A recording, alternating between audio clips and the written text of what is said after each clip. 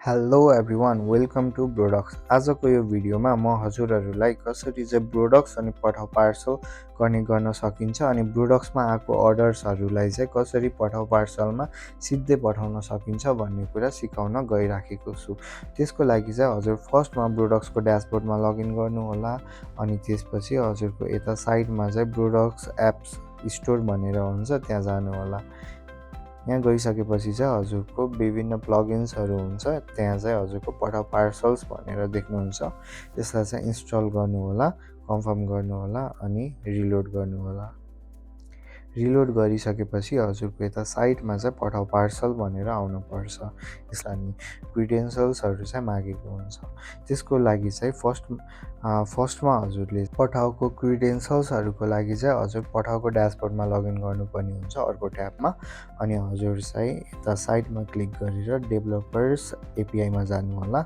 अनि यता गइसकेपछि चाहिँ हजुरको यता चाहिँ एकचोटि म रिलोड गर्छु। यता चाहिँ हजुरको क्रिडेन्सल्सहरू चाहिँ देखाएको हुन्छ है त। यता चाहिँ एउटा हजुरको क्लाइन्ट आइडी भनेर भेट्न सक्नुहुन्छ भने अर्को साइटमा चाहिँ क्लाइन्ट सेक्रेट भनेर चाहिँ भेट्न सक्नुहुन्छ। यसलाई कपी गर्नु होला अनि यता लगेर चाहिँ पेस्ट गरिदिनु होला। क्लाइन्ट सेक्रेटलाई नि यता लगेर पेस्ट गरिदिनु होला। अनि यता हजुरको चाहिँ स्टोर्स भनेर हुन्छ। स्टोर्समा चाहिँ यता हजुरले यो कपी गर्न सक्नुहुन्छ अनि यता आएर चाहिँ पेस्ट गर्न सक्नुहुन्छ स्टोर्स आइडीमा। अनि इमेल अनि पासवर्डमा चाहिँ हजुरले पठाउमा जुन इमेल अनि पासवर्ड युज गर्नुभएको हुन्छ लगइन गर्नको लागि त्यही चाहिँ हाल्नुपर्ने हुन्छ अनि कनेक्ट टु पठाउ पार्सल भनेर क्लिक गर्नुपर्ने हुन्छ। हजुरले देख्न सक्नुहुन्छ मैले पनि मेरो सबै क्रिडेन्सल्सहरू चाहिँ हालिसकेको छु अनि कनेक्ट टु पठाउ पार्सल भनेर चाहिँ क्लिक गर्छु। अब यति गरिसकेपछि चाहिँ हजुरको पठाउ पार्सल कनेक्ट भइसकेको छ। यहाँ चाहिँ हजुरले विभिन्न अर्डर्सहरू रिक्वेस्टहरू देख्न सक्नुहुन्छ। यो चाहिँ किन आएको हो भने मैले पहिला नै पठाउ पार्सल युज गरिसकेको थिएँ त्यही भएर चाहिँ देखाएको। अब हामीले के गर्नुपर्ने हुन्छ भने वेबबुक इन्टिग्रेसन गर्नुपर्ने हुन्छ। त्यसको लागि हजुर ब्याक टु पठाउ पार्सलको ड्यासबोर्डमा आउनु होला, डेभलपर्स एपिआईमा क्लिक गर्नु होला अनि यता चाहिँ हजुरको वेबबुक इन्टिग्रेसन भनेर हुन्छ। यसलाई चाहिँ मैले करेन्टली डिलिट गर्छु।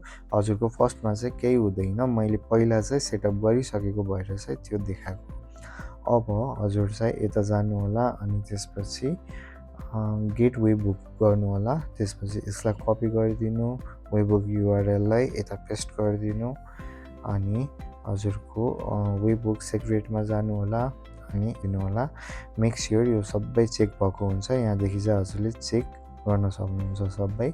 एड वेबबुक गर्नु होला। यो गरिसकेपछि चाहिँ हाम्रो इन्टिग्रेसन सकिसकेको छ।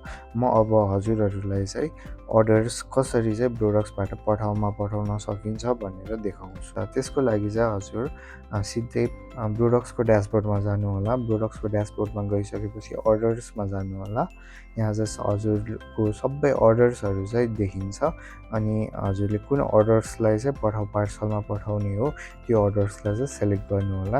यता चाहिँ एक्सन्स बटन भनेर छ। यदि हजुरले मल्टिपल प्लगइन्सहरू इन्स्टल गर्नुभएको छ भने एक्सन्स भनेर आउँछ, तर हजुरले एउटा मात्रै प्लगइन्स अर्थात् पठाउ पार्सल मात्रै इन्स्टल गर्नुभएको छ भने डेलिभरी रिक्वेस्ट भनेर चाहिँ एउटा बटन आउन सक्छ है।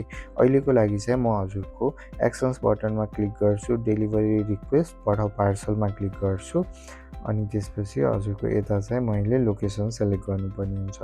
लोकेसन चाहिँ मैले यता चाहिँ कस्टमरले हालेको लोकेसन हुन्छ अनि यता चाहिँ कस्टमरले सेलेक्ट गरेको लोकेसन हुन्छ। यो रिसिभर लोकेसन अनि त्यसपछि रिसिभर एड्रेस हेरेर चाहिँ मैले यता पठाउको लोकेसन सेलेक्ट गर्नुपर्ने हुन्छ। अहिलेको लागि चाहिँ म एउटा ऱ्यान्डम लोकेसन सेलेक्ट गर्छु अनि यता नोट पनि लेख्न सकिन्छ अनि यो इन्फर्मेसनहरू एडिट गर्न पनि सकिन्छ। अनि त्यसपछि हजुरको सेन्ड रिक्वेस्ट गरिदिन्छु। सेन्ड रिक्वेस्ट गर्दा यता चाहिँ लोकेसन मागेको छ। यो लोकेसन चाहिँ हाल्नुपर्ने हुन्छ, हाल्नुभएको छैन भन्ने चाहिँ यो माग्छ अनि सेन्ड रिक्वेस्ट गरिदिन्छु। बाइ द वे त्यो लोकेसन चाहिँ कस्टमरले वेबसाइटदेखि अर्डर गर्ने बेला चाहिँ आफै फिलअप गर्नुभएको छ भने आइहाल्छ है त। अब हाम्रो रिक्वेस्ट चाहिँ सेन्ड भइसकेको छ। एकचोटि हामी यता चाहिँ यहाँ हेर्न सक्नुहुन्छ हजुरहरूले।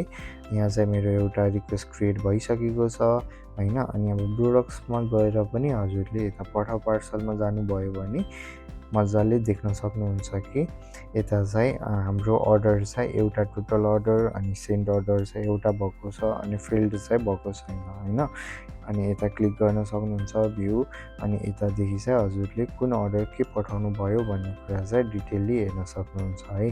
अब मैले अहिलेको लागि चाहिँ यो अर्डर्सलाई चाहिँ क्यान्सल गरिदिन्छु है। जस्तै भ्यू क्लिक गर्छु अनि क्यान्सलमा गएर यस गरिदिन्छु।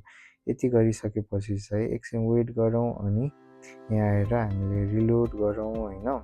यहाँ हजुरले देख्न सक्नुहुन्छ यता प्रोडक्ट्समा पनि अर्डर क्यान्सल भइसकेको छ अनि यता आएर अल गर्छु मैले अनि अर्डर पनि क्यान्सल भइसकेको छ। मतलब हजुरले पठाउमा चेन्ज गर्नुभएको स्ट्याटस पठाउमा चेन्ज भएको स्ट्याटस चाहिँ आफै प्रोडक्ट्समा रिफ्लेक्ट हुन्छ।